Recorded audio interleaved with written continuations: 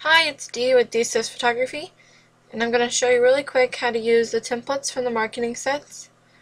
So first thing you want to do is find a template you want to edit, and I'm going to pick the Simple Collection Appointment Reminder.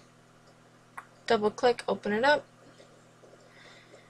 and on here, on all my templates, they're in folders to keep them more organized. Labeled front, labeled back, so that was the front, this is the back. And as you see, the front has 4 clipping masks for images you can put in there. And so you open up, you got text and graphics. I'm going to open up graphics, which is where all your clipping masks are located. And what's great about all of them is that you can even change the colors just by double clicking on the square right here, and you can match your branding whatever color you want here. So maybe you have purple and green instead of pink and blue, which is just a default it puts on there.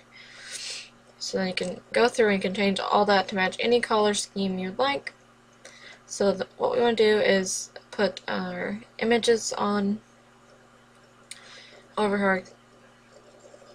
Our clipping mask, sorry, it is late at night.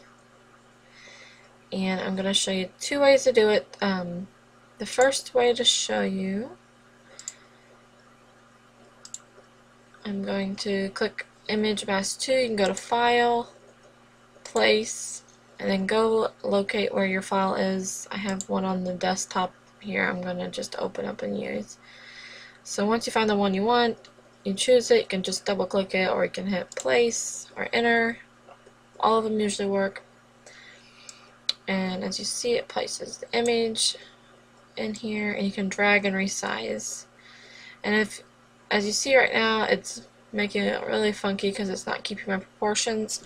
If you want to keep proportions, you can hold your shift down while you're doing this, or this little infinity, or it's a lock symbol, just click it and it keeps it locked in place, your proportions. And you can just resize it to fit your spot. Hit the check button after you're done, and right now it's not actually activated, so the image is just all over the place, not in the square. All you do is in Photoshop, Control-Alt-G on a Windows, or Command, is it Command Option G? I'll have to look that up. On Mac, I have them listed right here for you. Command Option G on a Mac, and Control G or Command G in Elements users. Alright, so that's pretty much how you just pop those images in with File Place. And I'm going to also use another image. I just saw this session earlier, so we're just going to use some of these pictures. And you can even just choose them in bridge, like this. Choose these 2 and drag them both in. Actually, I'm going to show you 3 ways to put images on here. And you can go ahead and do the resizing. And I make sure my proportions were locked. Hit the check button. And then it's going to place the second image I chose in now.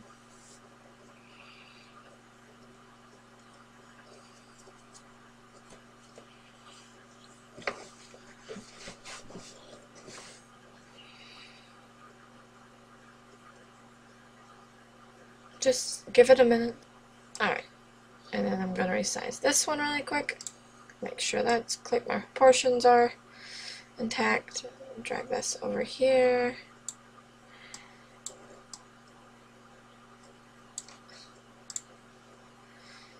Hit the check mark so it actually placed my images on there. And I don't have them over the actual clipping mask, so I want to drag this first image over that clipping mask, which is number 3, and drag the second one over 4. Same thing. Control Alt-G on the windows. On each image, make sure the image is selected. So it just pops those babies on there. And another way to do it would be, let me go open up my image that's on my desktop actually. We'll just use one of these really quick. If you have your image already open and in Photoshop, you can just click this little move tool, click, and then drag it over here. And then voila! And then I will resize.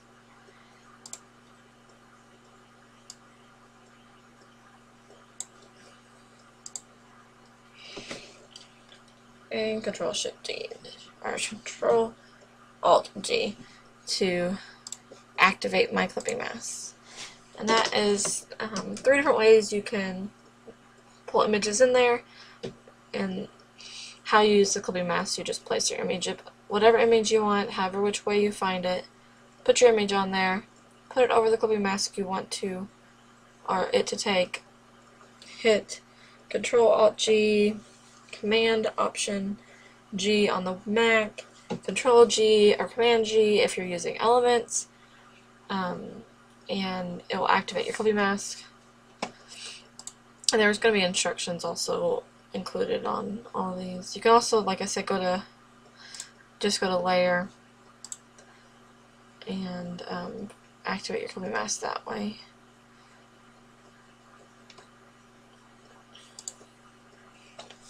If you are having issues, yeah, you can go to Layer and go all the way, which tells you the shortcut here, Create Clipping Mask, and just click it, and it does it right there. So all different ways to do it, all achieve the same thing, and that is how you'll use all the clipping masks and all the templates in the collections, or in all the templates I have actually. So it's super simple and easy, and there's my guidelines up top. When you save these templates, you make sure, I have them there just for you to look at. You can click them on, but always turn them off if you're going to save your image for printing. You can go to File, Save As a JPEG, and always make sure that that top layer is turned off. Thank you very much.